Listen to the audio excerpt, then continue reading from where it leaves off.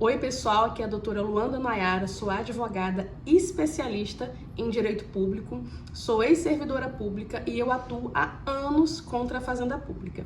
E hoje eu vim falar para vocês, para concurseiro. Você que é concurseiro, fez o concurso, foi aprovado fora do quadro de vagas, saiba que você tem direito à posse. Você muito provavelmente pode ter direito à posse. Por quê? Fizemos uma pesquisa, a gente descobriu que 30% dos candidatos aprovados fora do quadro de vagas foram preteridos. E o que é preterição? É quando tem servidor temporário ou comissionado exercendo a sua função na sua colocação. Ou seja, você faz uma prova, você é aprovado, você se inscreve, você gasta concursinho, você investe seu tempo estudando e mesmo assim aquele ente público não te convoca. Porém, ele contrata pessoas para exercer a sua função na sua colocação. E o que a gente sabe que acontece no Brasil, né? Servidor comissionado, servidor temporário, muitas vezes eles são muito ligados à Fazenda Pública, é indicação de um político, é de um partido, é de um secretário, são ligados a essas pessoas, eles trabalham, porém eles não precisam fazer prova, né? Então eles têm essa facilidade de entrar no emprego sem fazer prova. Se é na empresa, não tem problema, eu sou dona da empresa, eu posso contratar o filho do meu amigo. Eu posso contratar minha filha, mas se eu fosse gestora pública, eu não poderia fazer. A não ser que a pessoa tivesse sido aprovada no concurso, que é o que a Constituição exige. Desde 1988, quando a nossa Constituição foi promulgada, para atuar na Fazenda Pública, precisa ter sido aprovado num concurso público. E a gente sabe que não é exatamente assim que acontece. Na verdade, muitos concursos, eles só iniciam porque teve muita denúncia de contrato, de RPA, de muita coisa errada. Aí o MP inicia uma investigação, faz um TAC, que é um termo de ajuste de conduta, depois o TAC não é cumprido, então assim, até ter a denúncia, até o MP investigar, até chegar no TAC, a gente já está falando de uns 2, 3 anos. Depois, o Ministério Público inicia uma ação civil pública, que é um processo, né, exigindo algumas coisas da Fazenda Pública, e nessa ação civil pública é exigido que se tenha um edital publicado. Então, tem a ação civil pública, aí o município contrata, a empresa publica o edital, as pessoas se inscrevem, o edital é homologado e o pessoal toma posse. Parece que resolveu? Mais ou menos. Lembra que começou tudo na ACP. Inicia a ACP e o que é que acontece? Publica o edital, fala que tem 10 vagas para enfermeiro, os 10 são convocados, convocam 15, nossa, a Fazenda Pública resolveu. Porém, tem 200 contratos.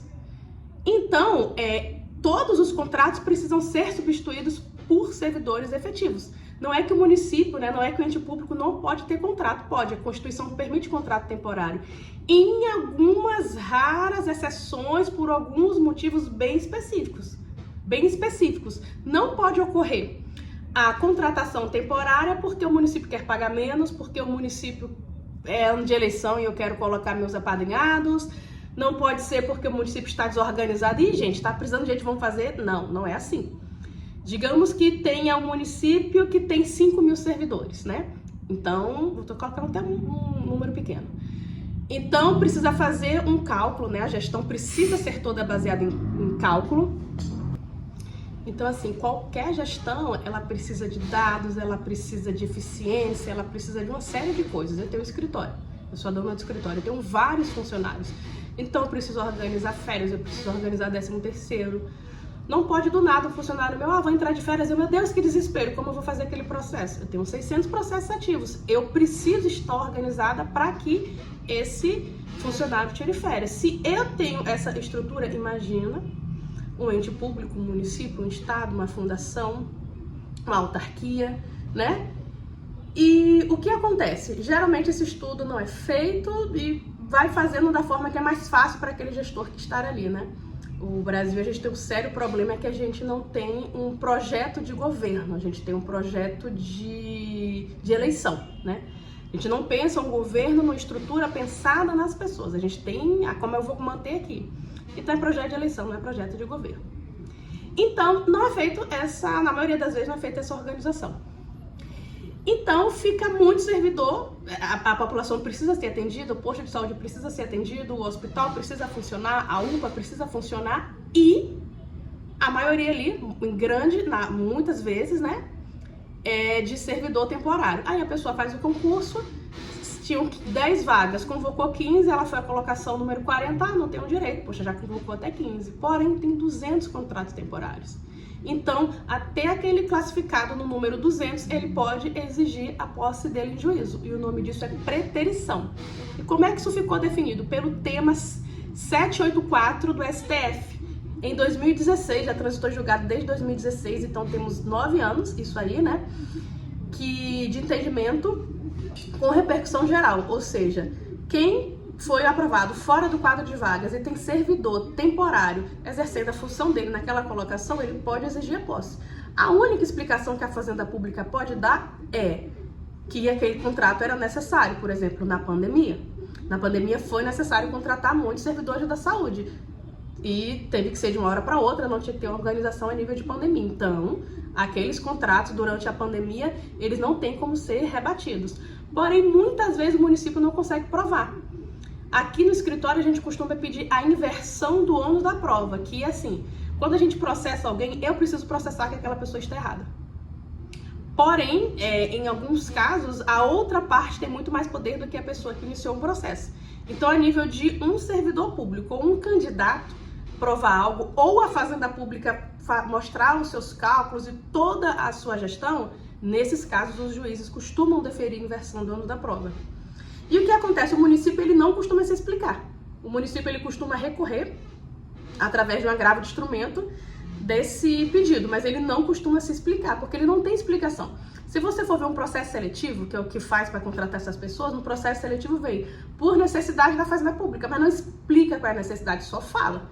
Não tem plano de impacto, não tem estudo, não fala, nós temos 5.000 funcionários, desses 5.000, 3.000 são mulheres, dessas 3.000 mulheres, X podem engravidar, e dessas que podem engravidar durante 10 anos, foi 2,5% das mulheres que trabalham aqui engravidaram. Então, eles têm uma estatística da necessidade. Então, de 5.000, precisa de 30 a 40 pessoas por questões muito temporárias, que é uma licença maternidade, existe uma previsibilidade de licença saúde, algumas pessoas têm direito a sair do trabalho para estudar, então essas pessoas precisam ser substituídas. E assim, uma fazenda pública, um município que tem centenas de anos, ele sabe exatamente qual a estatística e qual a necessidade dele. Mas ele não tá nem aí, porque ele contrata muito mais do que a necessidade, porque a necessidade maior é política, não é de gestão. Então, de acordo com o entendimento 784 do STF de 2016, com repercussão geral, ou seja, todos os juízes do país precisam seguir isso. Se teve preterição, a pessoa pode exigir a posse em juízo. O único debate é se esses contratos foram não necessários e a gente precisa saber resolver em relação a isso. E ano passado, né, eu estou em 2025, não sei quando você vai ver esse vídeo, em 2024, em maio de 2024, teve outro tema do STF, que é o tema 683, qual o entendimento do tema 683 do STF? É que todos os contratos que ocorreram na vigência da homologação são considerados preterição. Antigamente tinha algum debate, agora ficou um pouco mais tranquilo isso. Ainda é algo que estamos aplicando, a gente não sabe exatamente como vai funcionar nos tribunais, mas tem sido bem interessante. As pessoas têm tomado posse, não é algo que a maioria das pessoas não sabe, então é algo que o ente público não quer que você saiba, o prefeito não quer que você saiba, o vereador não quer que você saiba, muitas vezes o governador não quer que você saiba, mas se tem contrato exercendo a sua função na sua colocação, você tem o direito de exigir sua posse em juízo. Se você tiver alguma dúvida, coloque aqui nos comentários o seu município, a sua classificação, a sua colocação, qual o curso que você fez, né? Porque você pode recorrer disso até 5 anos após o concurso ter sido homologado. Então, você fez a prova 2017, vamos colocar lá atrás. Você fez a prova em 2017, o concurso foi homologado em 2018. Foi homologação com vigência de 2 anos, que a homologação pode ter vigência de 1 para 2 anos. Então, foi homologação em 2018 de 2 anos, ficou vigente até 2020. Aí prorrogou por mais 2 anos, nesse exemplo, de 2020 para 2022, para 2 anos, 2022. Caramba, estamos em 2025. Porém, se for encerrado em 2022, você tem até 5 anos, ou seja, você tem até 2027 para recorrer. Porém, os dados a serem analisados não são os dados de hoje, são dados da época dos fatos. Então, precisa fazer uma pesquisa na Transparência, no CNeS, tem uma série de portais públicos que as pessoas, boa parte, né, das pessoas não sabem que podem ter acesso, mas que a gente consegue ver. Por exemplo, nos processos que a gente faz, a gente envia o contra-cheque individual de cada contrato. Tem município, por exemplo, que tem mais contrato do que servidor, do que de pessoas aprovadas, né? Concurso de Cabo Frio 2020, se eu não me engano, se todas as pessoas forem convocadas, né, ainda sobram, se eu não me engano, 150 contratos. Olha que absurdo, né? Tem mais contrato do que pessoas aprovadas dentro do concurso. Não é algo comum, né, mas não é tão raro assim também. Então, gente, me segue aqui, eu sempre vou estar postando vídeos para vocês sobre questões de concurso público, tá? Vou tentar postar um vídeo por semana, 2 vídeos por semana e a gente vai se falando. Também me sigam no Instagram, eu costumo fazer de 1 a 2 lives, né?